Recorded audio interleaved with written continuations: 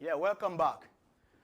Joining me to discuss evaluation of federal government monetary policy and the state of the power sector via telephone is Mr. Bolutife Oluwadele.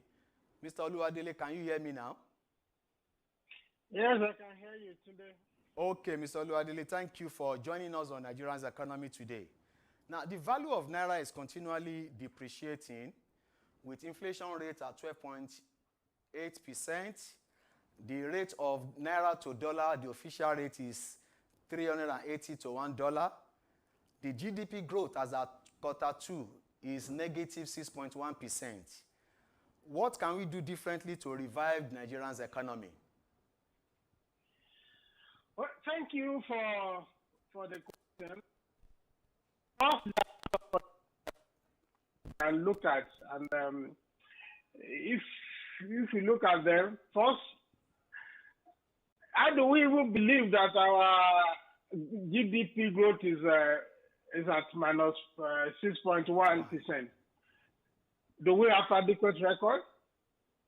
A lot of our business are done in the formal sector, and most of these are not captured. So we know those figures are not as authentic as they could be. That is one. Number two, when you talk of the value of Naira having a free fall, there are so many issues that surround that. A lot of them are built on economic artificiality, if I will call it that way. First, we don't produce. We don't produce anything. Okay, we produce some basic food that we eat. Other than that, what are those fundamentals that back up our economy? Definitely, we are basically trading in currency. And because of that trading, without a backup fundamentals, so the free fall is not unexpected. So there are a lot of speculation built around our currency, especially for those who are even the very managers of our currency, because of what they benefit, because of what they gain, because of the short-term mentality that they have. So it is not surprising that our Naira is falling in the rate it is falling. So we are very highly consuming people. We consume a lot, but we produce a little. So when you don't produce, and what do you expect? And the people that produce, most of the inputs are sourced from abroad. So we plant cocoa, we don't produce chocolate. There are so many things that we can talk about. Unless we go back to the days that we have our manufacturing hubs in Ikeja, in Ibadan, in Kano, in Aba, and all those things. There is no, our currency is not sitting on anything, it's just sitting on rental income. So because of that, we cannot achieve much. So if we talk about reviving the Nigeria economy, we have to go back to the drawing board. We have to go back to production. We have to go back to, paying attention to the things that are very important. Of course, we have to have stable electricity to be able to produce very well. Then we have to think about value addition. Even in our agricultural production, we must move from just producing cassava, producing maize, producing palm fruit to adding value to those things. So by now, we should be a large hub of producing chocolates and supplying chocolate to the world, through which we can earn foreign exchange that we, galvanize our economy to better than what it is now. So we buy from outsiders and we sell little or nothing to the outsiders. So how can our economy move? So we have to do things differently. We have to focus on research and development. Okay. We have to focus on value adding. And we also have to control our taste for foreign goods for foreign products. What you are saying in essence is that we have to move from consuming economy to producing economy. There is no two way about that. If we don't move away from there, we are just going to be, like rolling out like Baba's here. So we are not going to go anywhere. And remember, even those our managers, those who manage the economy, they are speculators. So how do you survive when those who manage the economy are speculators? What is our banking doing to support the production industry? They don't. They are dealing with round tripping. We know these things, but because of entrenched interest, the regulatory authorities cannot do anything to them. In fact, they are collaborators in the round tripping. So the naira will continue to fall unless we do things differently. Okay, still talking about foreign exchange. MoneyGram, Western Union, in conjunction with some of our banks in the country, they retain dollars abroad, and when Nigerians are remitting money back home, they remit the money in naira rather than the dollars from abroad. What's your take on this? Well, there are so many things that could happen. If the Nigerian banks they don't have the backup dollars to pay, because of some, like I said earlier, they are speculators. I can tell you for what it says that Nigeria banking, they do armchair banking. They are doing buying and selling. So they are not. They don't have this developmental. They are not developmental oriented. So because of that, sometimes they have a shortfall of foreign exchange. So the way to bridge the gap is to give the people now.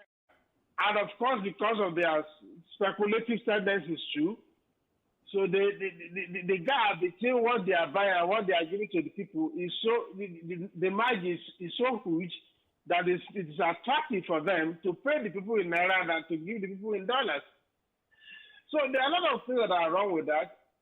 And again, there is a problem about our regulators. Actually, our public service in general. I'm not talking only of civil service now. I'm talking of all those, including civil service, the public regulators. For instance, if you read my book, in chapter 25, I thought about, I titled it, when the referees also wanted to take free kicks. My book actually is the thought of a village boy.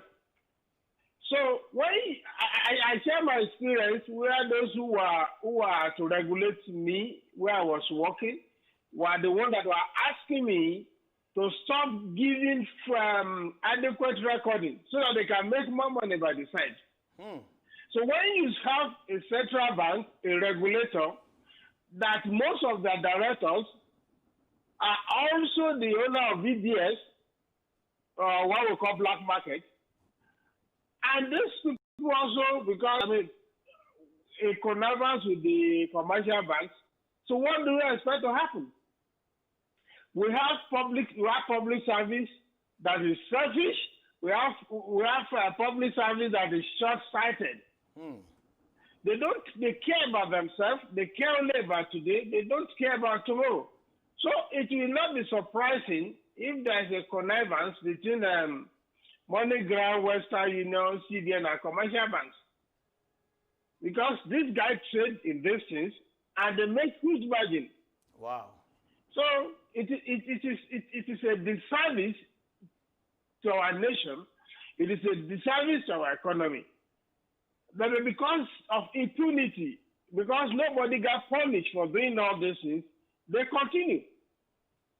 So until a time comes that we have people, regulatory authorities that are ready to do the work, that are very patriotic, and we have a system that can punish the breakers of law, all this vicious cycle will continue.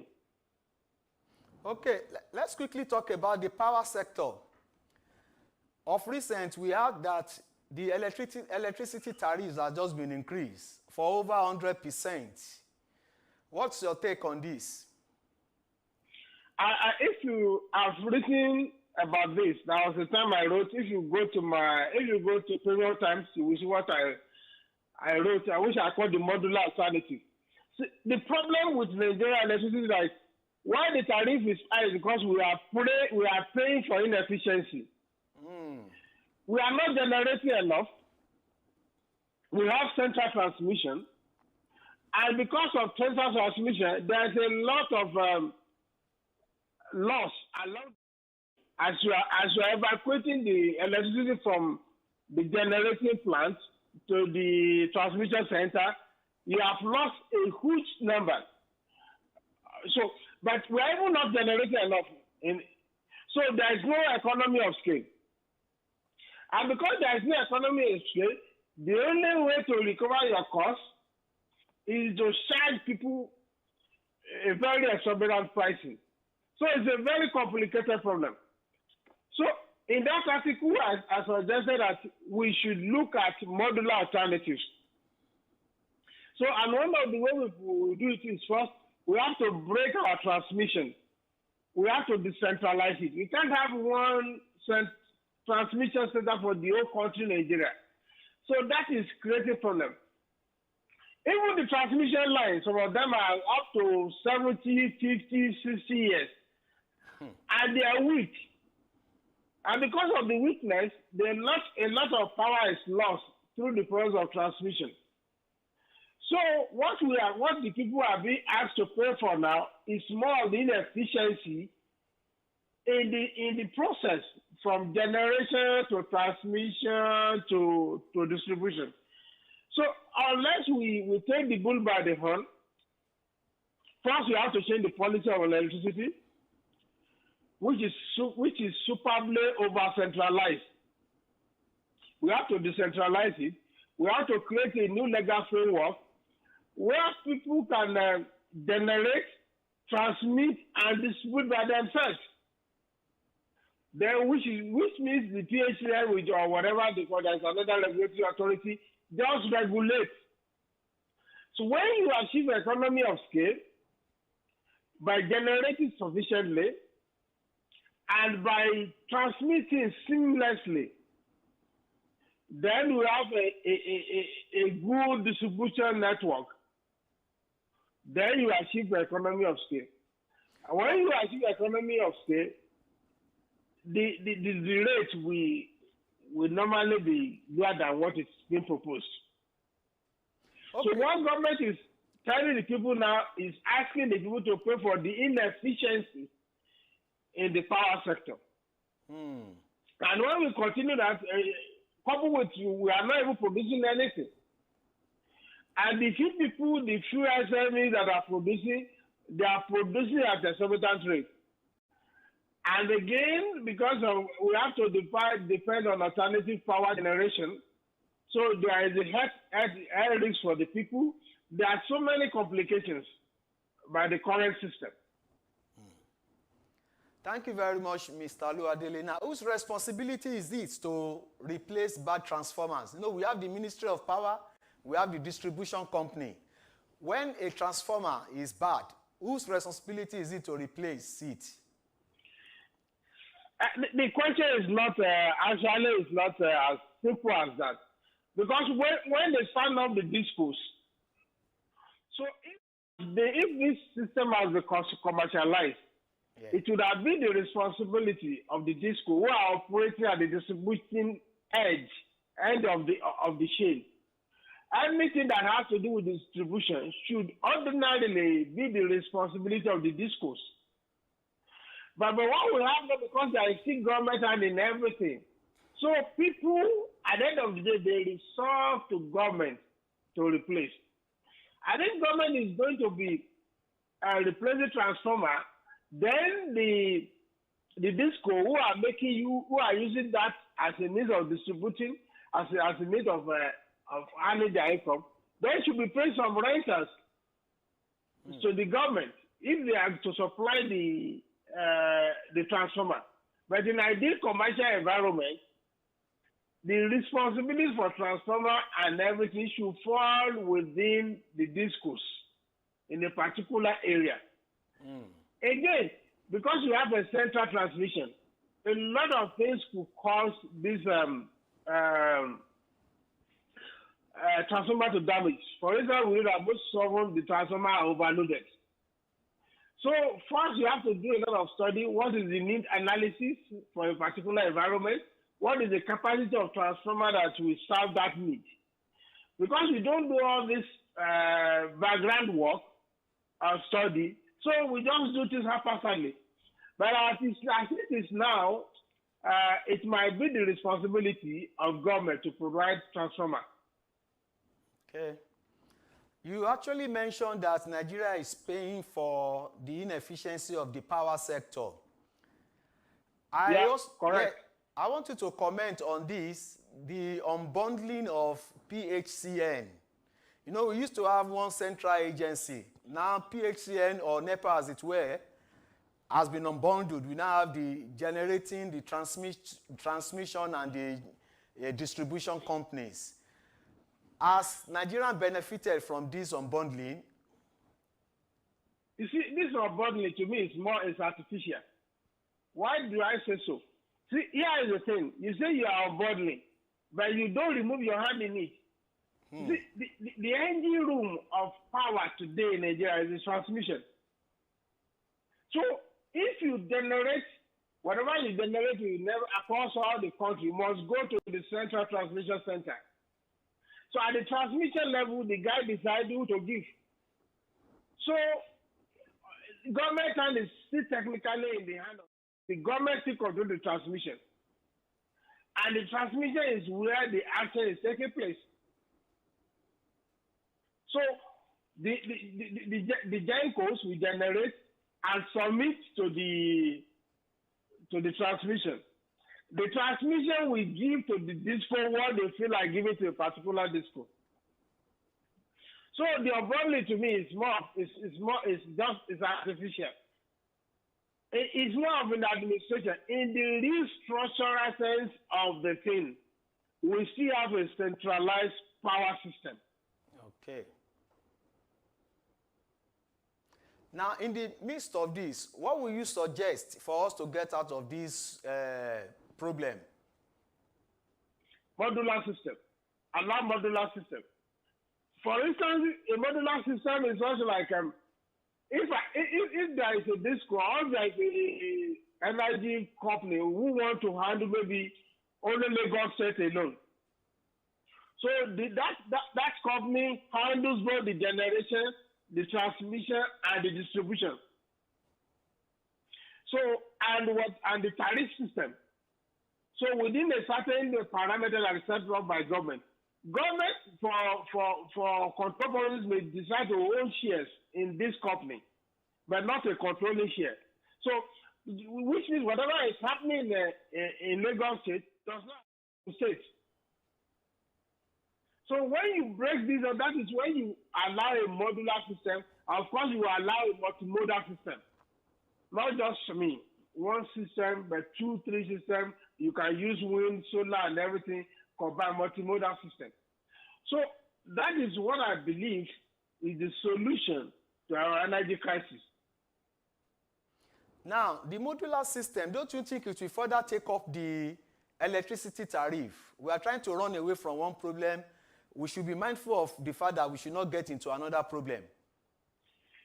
You see, this is the thing. It's a simple basic economy. If we are generating enough,